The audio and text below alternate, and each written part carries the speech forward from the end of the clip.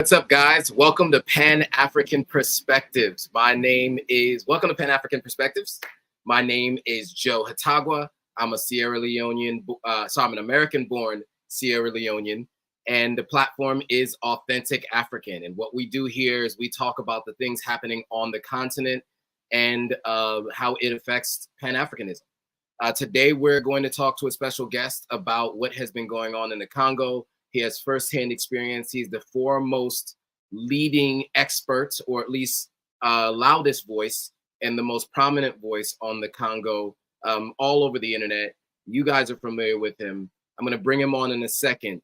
But if you want to know what's happening in the Congo, then this is the video for you.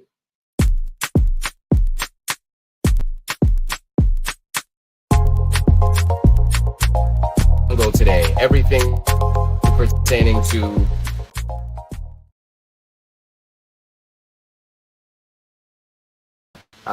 the companies that are involved in it. So we're going to talk about the Congo today, everything pertaining to not only the Congo itself, but the companies that are involved in the child labor that's happening there, the ways that you can impact what's going on in the Congo, the genocide that's happened, the civil war, and all of the different moving pieces that, you know, most people aren't really clear on, but this will really help you to understand what guest here. I'm going to have this discussion because this is a really, really important one. We want to make sure that you guys get a chance to hear it. So here we go. We got CHAKABARS. What's going on, Shaka? How you doing? Well, go on. How are you? Good, man. Good. I want to thank you publicly, of course, for taking the time to do this. You know, you're a busy man, and you're in high demand right now around everything you're doing on the continent. And so I'm glad you're able to take some time to talk to this audience. So thank you.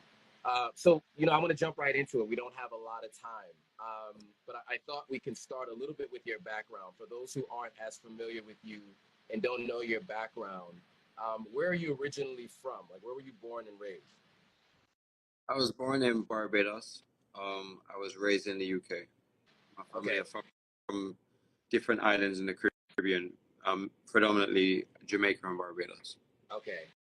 And your early career, you know, I feel like what you do now is not what you did before, right? So can you talk a little bit about what your early career was? Like, what did you do for a living before you kind of made the transition to where you are now? I went to school and then I left school and I joined the military in the UK. Then I left that and I became a personal trainer. And then I stopped being a personal trainer and I started basically doing community work. So it was like, it was a transition from fitness to um, basically the work that I saw needed to be done in our communities in the ex colonies and in Africa itself. Mhm. And so, and I guess maybe I should do a quick intro because I didn't do that. But I mean, obviously, you're an activist and a philanthropist. You know, what I saw is that you're committed to empowering oppressed communities around the world. Made contributions in Africa, Jamaica, and other regions, establishing schools, homes, medical centers for the African diaspora. Um, I know that you've been recently raising the alarm around what is going on with the exploitation of cobalt in the Congo by foreign nations and the tech leaders. You know, the big five tech companies, right? Microsoft, Google, Amazon, Tesla. Um, can you talk about how did you get from some of the community work you were doing all the way to the Congo, what's going on in the Congo? When did you become aware of it and what got you interested? Um,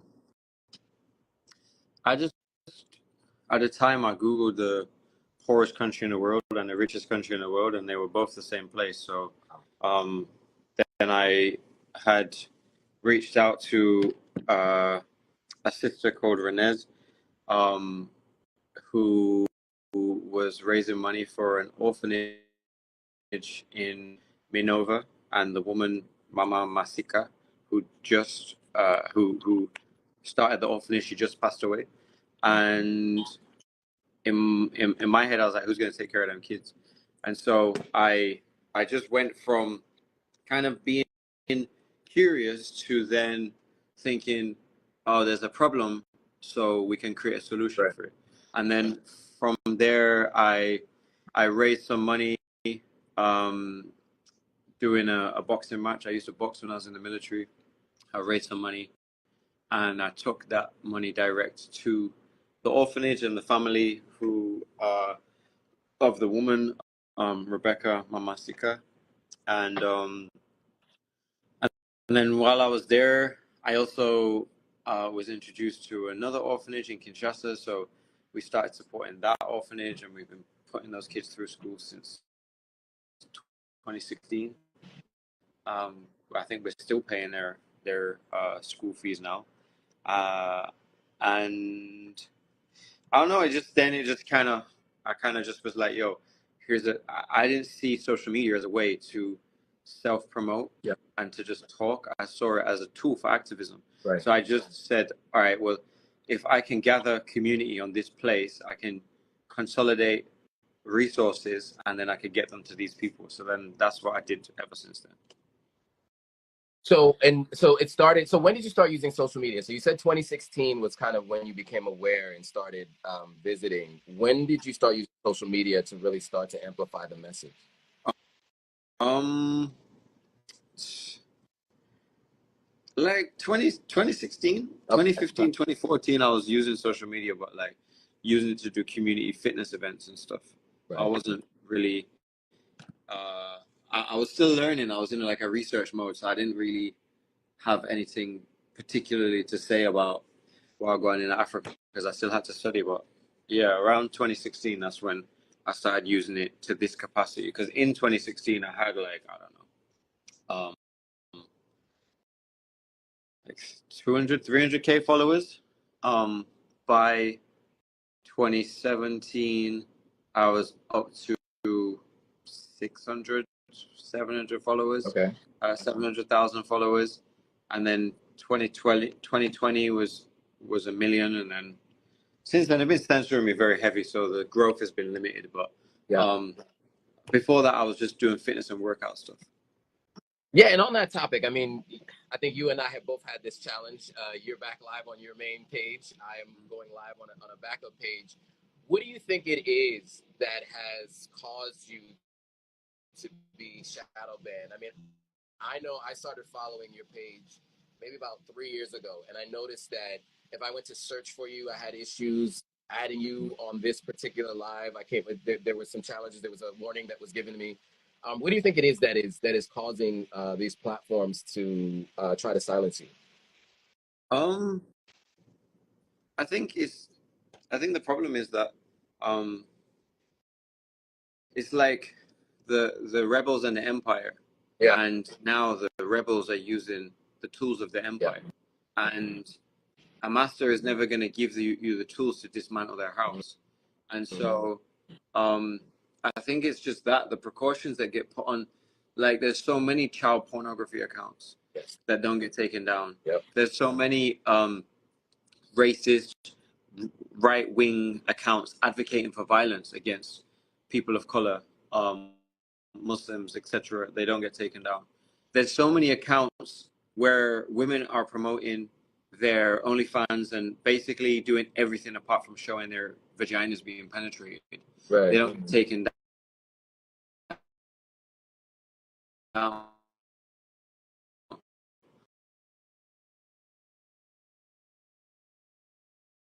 I post a post, which is a post that was did very well, still doing well actually, in November of last year, which got nearly 250,000 shares, just shares.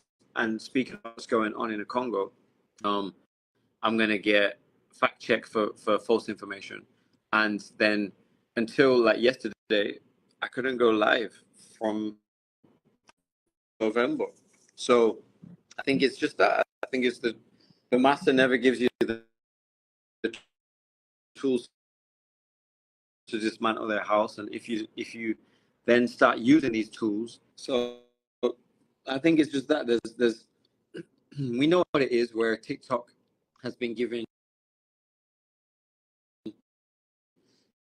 white creators this altruistic mega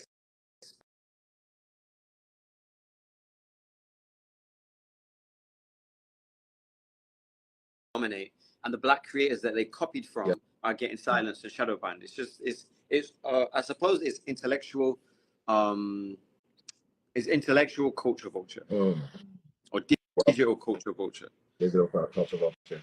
So now we talked a little bit about what's happening on the platforms. I do want to get back to the Congo because I think that that was the purpose of this discussion. So there was a recent court case where unfortunately the the the responsibility that we all know lies at the feet of the big tech companies did not win out in court.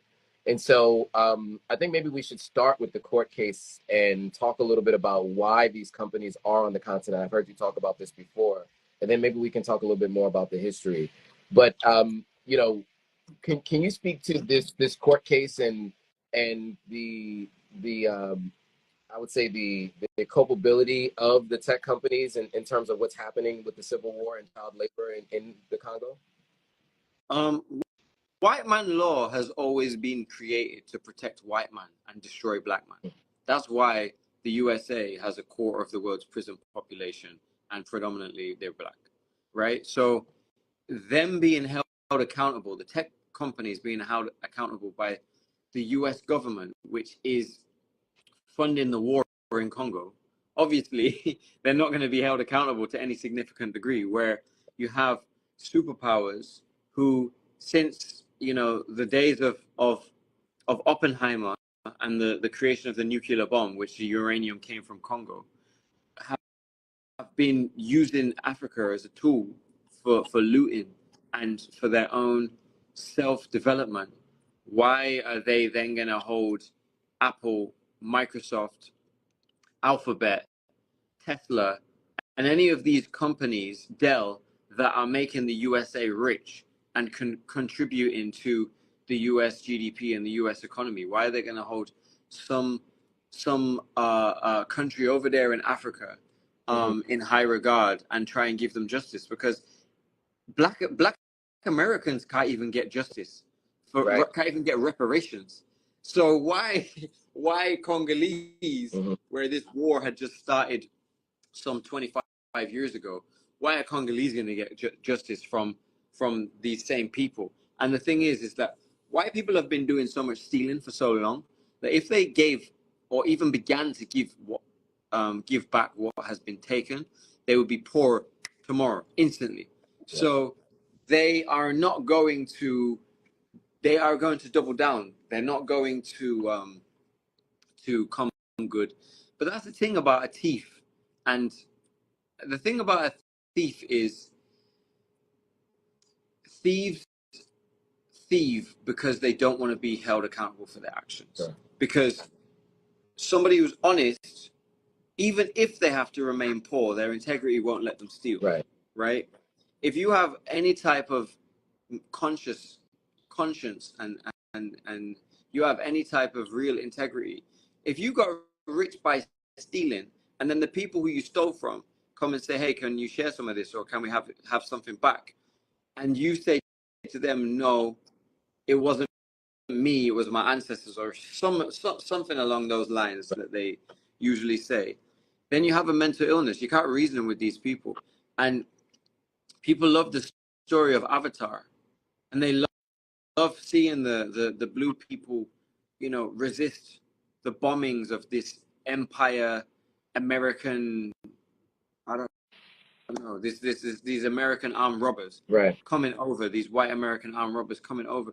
People love seeing the blue people succeed. They love the underdog story, right? But when it actually comes down to it, in terms of immigration laws, and when it comes to GDP of the country, even the price of gas, people are like, yeah, you know what?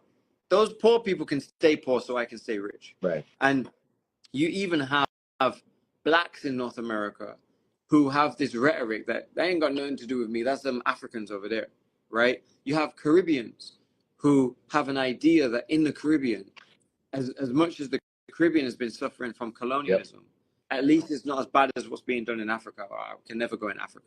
Right. At the same time, there is travesty and stealing in Africa, but there's way more rich people in Africa than there are in the Caribbean.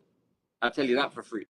There's people living way better in Africa than they are in the Caribbean. I'll tell you that for free. Right. So is this ignorance that has divided us, and these same companies that benefit from the destruction of African people.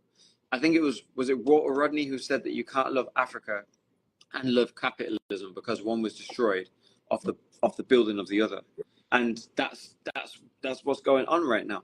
So those companies, as far as I'm concerned, those companies will never be held accountable. All good points. And so you talked about uranium as one of the minerals, and you also mentioned the Congo is the richest and can also be considered the poorest country on the in the world. Right.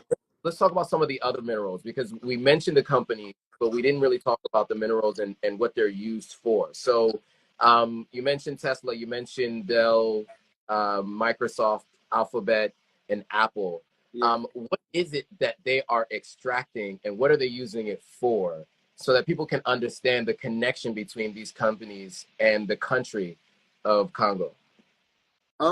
They're extracting everything that they need, anything that they need. Congo has every single mineral known to man on the periodic table, apart from moscovium and californium. So, and in abundance as well. And so they're extracting everything. The only reason we're even speaking about those companies is because you mentioned the court case, but there's thousands of companies, thousands of tech companies that are taking minerals from Congo. And it's just the bigger ones that we focus on. They're extracting the talum ore, which we call coltan, and the coltan is being used to make capacitors. The capacitors are inside our phones, they're inside our kettles, they're inside our TVs, they're inside every electric circuit that has a brain in it that tells it to do something. Any appliance has coltan in it from Congo. Cobalt is being used in the batteries, so to store, and the lithium as well is coming from Congo too, but also it's coming from Afghanistan. Congo has this abundance of this high grade. It's 80%. I don't know how the exact scientific terminology for it, but it's 80% grade, or 60 to 80% grade, whereas the stuff that's coming out of most of the other countries is only up to 20%, right? And it needs to be as close as possible to 100% to have this capacity to be able to store all of this electrical energy, to be able to have a really good battery, right? Nickel, tin, copper, every electric wire that you have in your house right now has copper in it. The copper's coming from Congo, right? It produces $1 billion of I think maybe it's up to 2 billion now of gold each year. Uh, uh, it has some of the world's largest diamond supplies outside of South Africa and Sierra Leone. Anything. But they're mainly the main things that they're going for is the things that they put into their tech, and that is cobalt, coltan, wolframite, tungsten. Like every time your phone vibrates, that's a piece of tungsten spinning around that comes from Congo because it's very dense, right? Every single thing that they need to build their tech is coming out of Congo. So, what are they not taking? That's a good point. And I appreciate you going through all the different minerals, because I think that's mostly what's talked about is the coltan or cobalt. Lithium very rarely is brought up, and some of the others. You mentioned copper and tin and the others. So I mean, obviously, it's a very mineral-rich country where many companies, I mean, all the companies, everything that we use has all of these minerals in them. And so, obviously, there's been a decades-long civil war in Congo, and you've been there and you've been watching the conflict up close and personal. Can you talk a little bit about what's happened, like what caused the conflict, and where are we today? And I know that you you've been showing some of the displacement camps, the one that was recently bombed. But can we talk a little bit about the history maybe of the Civil War there, and so that people can get an understanding of what's happened, and then we can kind of get to where we are today?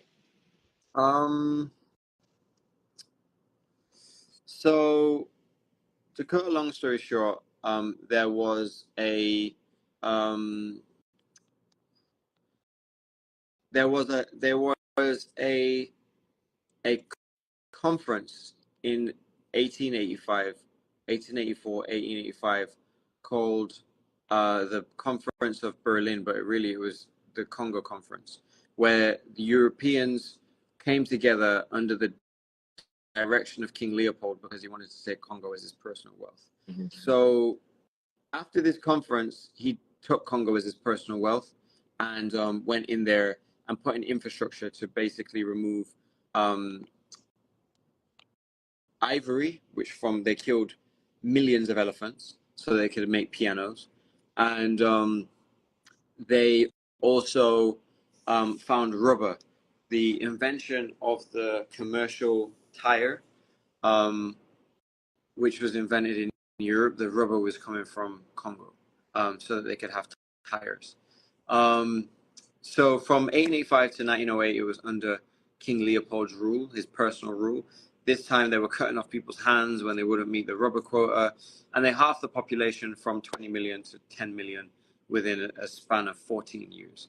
Then from 1908 until 1960, it came under the rule of the Belgians, and it was basically, they just did the same thing. They just cut off fewer hands.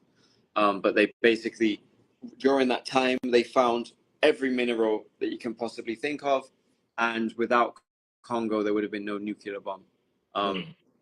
There's a book that everybody can read called Spies in the Congo, which details how the CIA was sending operatives to the Congo in the 1930s and 1940s to make sure that the uranium could get out of Congo through to West Africa, through to Brazil, up through the Caribbean, through Miami, and then into New York for the Manhattan Project, which is how they created these nuclear bombs.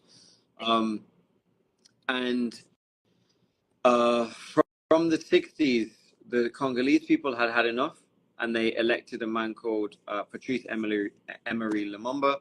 Patrice Lumumba was assassinated by the CIA. They paid about $1 million, $100,000, but $1 million in today's money, to have him assassinated. So he was elected in 1960. He was assassinated in 1961.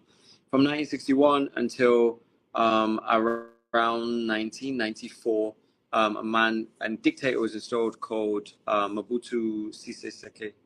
He was basically the puppet for France, Belgium, the USA, the UK, and he further looted the country. He was their guy for many years.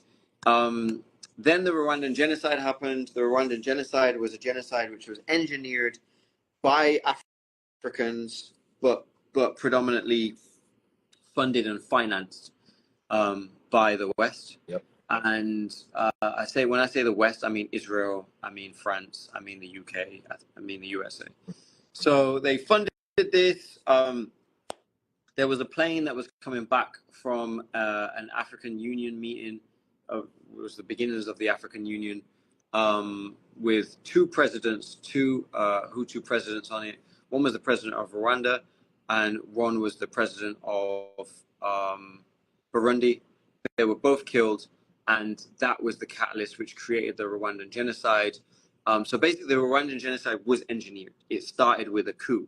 And after the Rwandan genocide, which was a horrible event where many Africans, Rwandese, Tutsis, and Hutus lost their lives unnecessarily, the Hutus fled into Congo, and so did the Interahamwe guys, who were also fighting the Tutsis who seized power. And with the they didn't get permission from Bill Clinton, but he didn't say no either. Okay. But then with the financial backing of the Clintons and the US government at large, the weapons, the funding, and the training, the current regime in Rwanda went into Congo and then caused a genocide in Congo from 1998 to 2003, where 6 million people lost their lives. This genocide, this Rwandan genocide, had happened and ended um, by 1996, 1994 to 1996. In 1996, the term smartphone was coined, and from 1996 until now, these minerals have been taken out of Congo by hook or by crook. So the context is the West needs stuff from Africa, and it's like Malcolm X says, they will pay one of us to kill us just to say that we did it. Right. But the reality is, it's still being financed by the West that need this stuff, because when Congolese didn't have a tech industry, why would Congolese need the minerals from Congo? They don't need them. They weren't using them, and they weren't using them at that capacity anyway. They might have been using some of the copper for various things, but there was no such thing as a smartphone. They didn't need those minerals. So the West was like, oh, you got minerals? All right, cool. We're going to find a way to steal them. So this civil war, or Africa's world war, so they called it, was basically every African group that sought to benefit from Congo and every Western group that sought to benefit from Congo created a massive war in Congo where millions of people lost their lives. And when people say, oh, it's complex, it's not complex. It's very simple. The West wants stuff and other African countries want stuff, and they go to the places where they can get it from, and they cause wars to try and confuse you. But the reality is, it's just them coming to get stuff. There it is. So now we got the history. You've recently been traveling to the Congo, and are you there now, currently? No, I never. When I'm in Congo, I never post while I'm in Congo. Got it. Makes sense. I'm not far, but I never post while I'm in Congo when I'm in Congo, because it doesn't make sense. It's not a place that you're like, hey, I'm on holiday, guys. Right. That's fair. That's fair. But the last time you were there, you did share some of the folks that were displaced, and there was an image that a video that you did where you panned out from some houses, and then you kind of saw all these tents. Can we talk about what's happened? The millions of people that have been displaced from their villages, their towns, their homes, and moved to these camps, and what the conditions are like there. Because I think that's a whole new element to this that is starting to get some traction and some understanding by people. But I think as someone who's been on the ground, I think it'd be really good for you to kind of explain it a bit, like what the situation is like for those people. It's like hell on earth, to be honest with you, brother. It's like, imagine you get removed from where you live, everybody's killed and or raped, and then you end up having to move somewhere. You get some sticks, you put a plastic sheet over those sticks, and then you try to survive. That's what it is. There's no electricity, there's no running water, there's very little food. People are dying in the camps every day from starvation, from water diseases. Then there's all the raping that happens, because rape has been used as a weapon of war. And when they go to the place, because the thing is like, where the minerals are, people live there. They don't get the minerals. They just live there. It's just their house, right? So they turn up and they're like, all right, well, we need the minerals. So they rape the women, they kill the men, and anybody who can flee, flees. And then the reason why they rape the women is because when you're a man and your wife has been raped in front of you and you can't do anything about it, you can't protect her, the family is now broken. The men don't want to go back there anymore if they survive, if they're alive. The women don't want to go back there anymore because that was where they were raped and destroyed. Right. So they move to areas where there's no minerals, but there's minerals everywhere in Congo. They just haven't dug deep enough, right?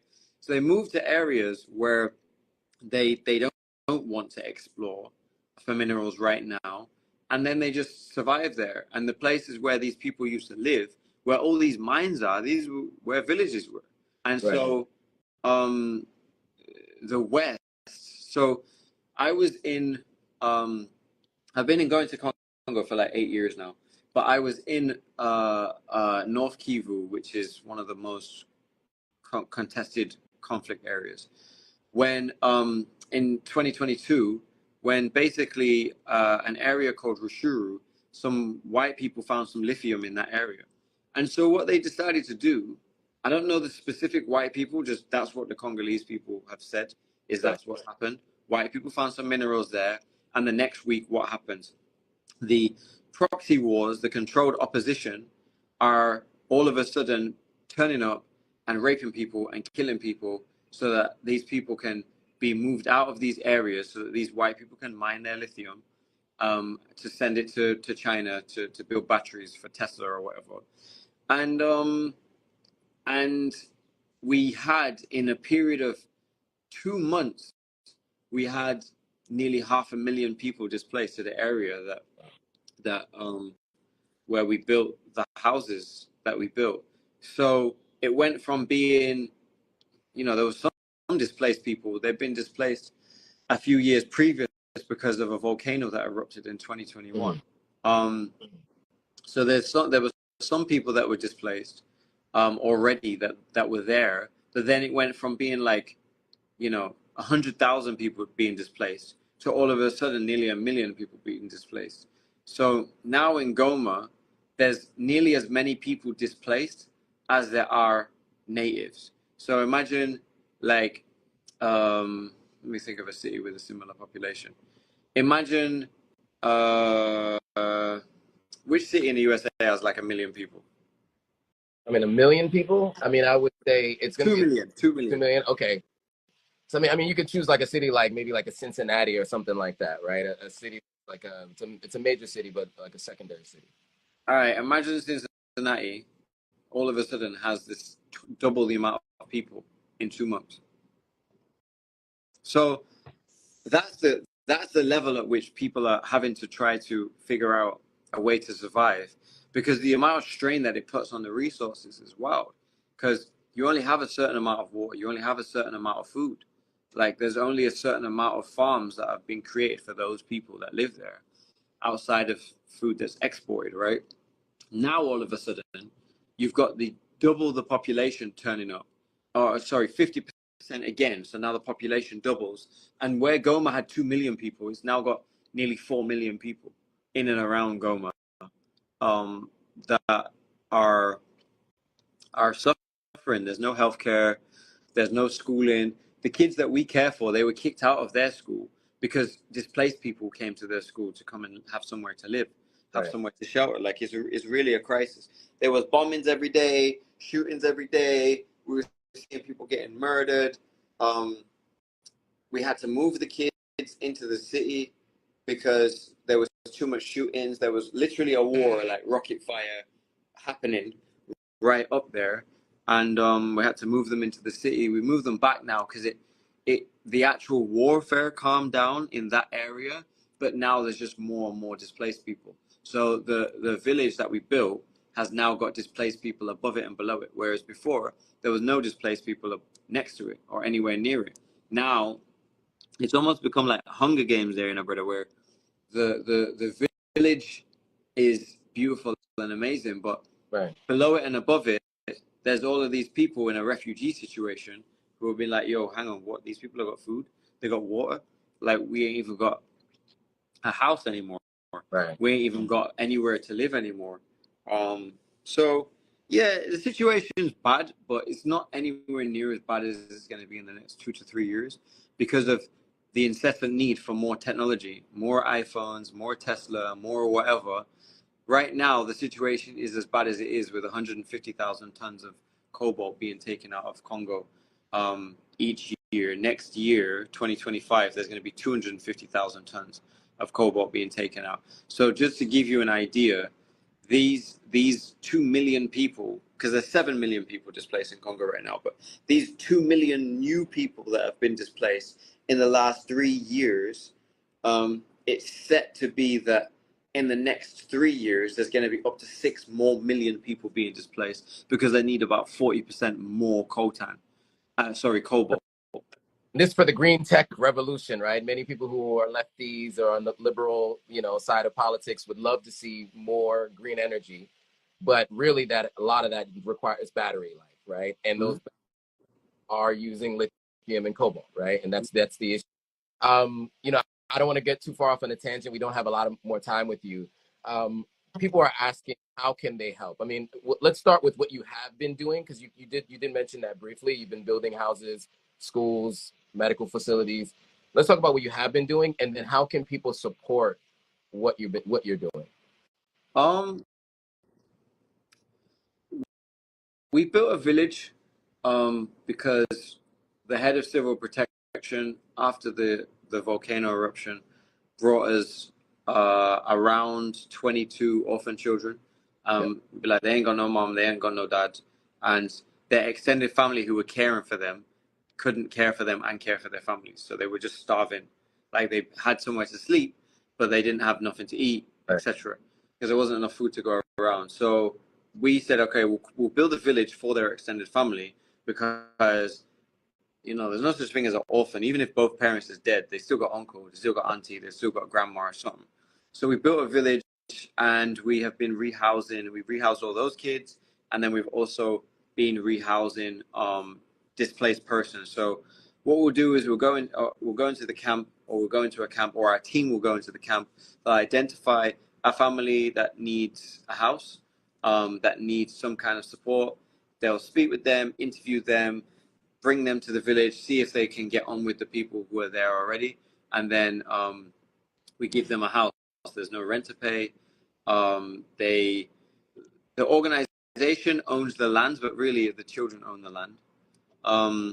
We bought the land outright for the kids, right? But we're always going to keep the land for the kids, because if we start dividing up land, people might sell it off and move somewhere or whatever. The whole point is that it's always going to be a place where people can go and live. They have houses, they have extra land for the kids to play, for them to be able to do farming. Currently, all of the adults in the village right now are going through a training program, so that they're learning carpentry, soap making, business skills, so that they're able to be self-sustainable. That's what we're working on right now. We have a fundraiser. The link is in my bio. If people want to donate to the fundraiser, they're more than welcome to. I'm trying to make the village, and we as an organization are trying to make the village completely self-sustaining, so that there is no need anymore for us to raise money, because we built the village, we bought the land, we provide everything from medical bills, clothes, food, school fees, everything that is needed, water. We put solar panels in all the houses so they have electricity. But we need to get it to a place where it's self-sustainable, and the crisis relief thing that we were doing, we're entering a space now where we are incubating this village so that it can be cool, and then we'll figure out what we're going to do from there next. But the organization is called iHeart Africa. It is a Congolese owned run organization. The sister that I mentioned, Renez, who's a Congolese sister, we started iHeart Africa back in 2016. It's been running ever since then. Now Olivia, a young sister who's also Congolese, she's now the director of the organization. And we do our best to take care of these kids and take care of this village. But eventually the village is going to have to take care of itself. So the money that we're raising right now is to create that self-sustainability. We're also starting a soap business where people will be able to buy soap that's made from natural plants that grows on the side of the volcano, like medicinal, amazing soap. Is amazing. Your skin feels amazing afterwards, because they don't need aid, they need trade, really, because they're not going to be able to develop off us giving them. As soon as we stop giving them, the whole thing will die. So we're transitioning them into a space where they don't need us anymore, and we can just be their friends and cool, you know. Teach a man to fish. And that's the issue in Africa right now, right? Everyone has their hands out, and it's all aid, and they haven't been, as a continent, many of them have not become self-sufficient. Okay, so we talked about iHeart Africa.org, and the page is at iHeartAfrica.org, Yeah. right? That's the DOTORG, not dot, because we tried to do that, but a white woman from South Africa already had the name, and she said that she loved Africa so much, but she wouldn't sell it to us, and she doesn't have an org or anything like that. She just decided that that's what she would do. So okay, so DOTORG. yeah. And then of course it's in your description as well. Obviously you're back live on CHAKABARS, the main page. There's also the backup page, CHAKABARS Live. If you guys want to follow what I'm doing and some of my stuff, we, you know, Shaka is collaborating with me on some posts. I'm at Authentic African as well. I've also been banned from going live on my main page, so this is the backup page. But all of that will be in the description when this goes back up as a replay video. Anything else you wanna say to the folks out there before we let you go? Yeah, the main thing is that is Babylon's tricks. It is the green tech revolution is being sold to us as the savior of humanity from white men's consumption. The green tech revolution is just white men's consumption again. Right. And always there seems to be black African, there seems to be a black African cost or black African lives lost so that white people can live the way that they want to live on earth. And whenever you hear green tech and these are the solutions for climate change, we had posted a post a few weeks ago, and it was infographic basically showing that the world's top 1%, so the top 1% of the world, produce 50% more carbon emissions than the world's bottom 50%, right? The world's top 1% produces 15% of the world's carbon emissions. The world's bottom 50%, these are the people living in Congo. Right. These are the people living in Sudan. These are people who are living in Somalia. The world's bottom 50% produce 7%. World's top 1% produce 15% of the world's carbon emissions. The world's bottom 50% produce 7% of the world's carbon emissions, right? Then the next top 10% produce another 20% of the carbon emissions. So if you just look at the world's top 1% or the world's top 10%, right? They produce over 35% of the carbon emissions on Earth, right? So this 10% is producing as much. This I didn't even think about it like that. This 10% is producing 5 times as much as the world's bottom 50%, right? So when they're selling you this dream of this is the tech revolution and this is the solution for white man pollution, just know it's confusion. Oh yeah. Just know it's confusion. And where people want where people want people say that they want solutions, but they just causing more confusion. I'm sitting here thinking to myself, I want retribution. That's what I want. I want retribution. I want restitution. These people want constitution. There's a difference, you know? And always think to yourself, what were our ancestors who were taken on ships? What were our ancestors who were facing violence, structural violence from white people? What would they say and what would they do? Because they definitely wouldn't be trying to get the new iPhone. There it is.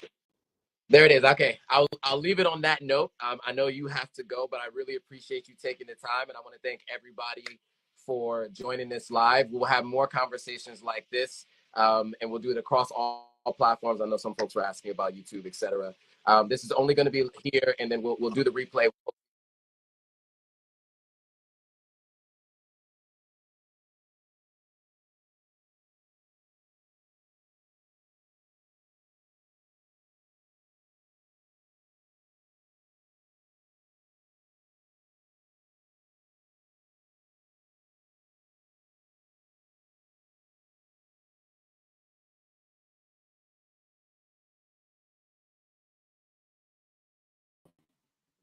Oops. That was the interview with CHAKABARS. I realized I was on mute that whole time. Many of you joined late. So for those of you who joined late, go back and watch the full video. That full video will give you all the context of what's been happening in the Congo.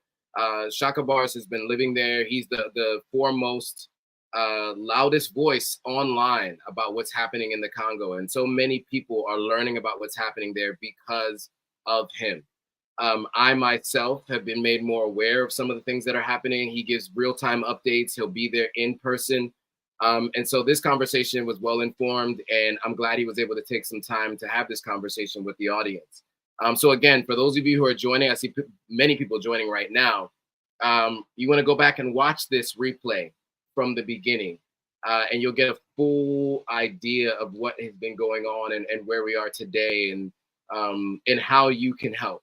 So again, his page is iHeartAfrica.org. That's the website. The page on IG is iHeartAfrica.org, DOT-ORG. And then, of course, you want to follow him at CHAKABARS and CHAKABARS Live. I have it up scrolling on the screen here. It's at CHAKABARS. And then he has a backup page at CHAKABARS Live. As we also discussed, he and I have both been going through some challenges with the platform censoring us. And so we need your help getting these messages out there. As much as you would think these are very important and helpful discussions, the platforms seem to have issues with us having these conversations. And I'm still unable to go live on Instagram, on the Authentic African Instagram page. And so that's why I'm using the backup page, Authentic African Live, where I'm going live from there. And of course, I'm going live from YouTube. You know, I appreciate you all for joining and watching. Many of you have joined late, unfortunately, but you get a chance to go back and watch the whole thing from the beginning. So I implore you to go back, watch that interview that I did with CHAKABARS. It is very, very educational, and we plan to have many more conversations like that. If you haven't already, make sure you hit that subscribe button, hit the notification bell, and hit that all, so that you're notified every time a new video comes out. With that, guys, thanks for watching. I will see you all on the next video.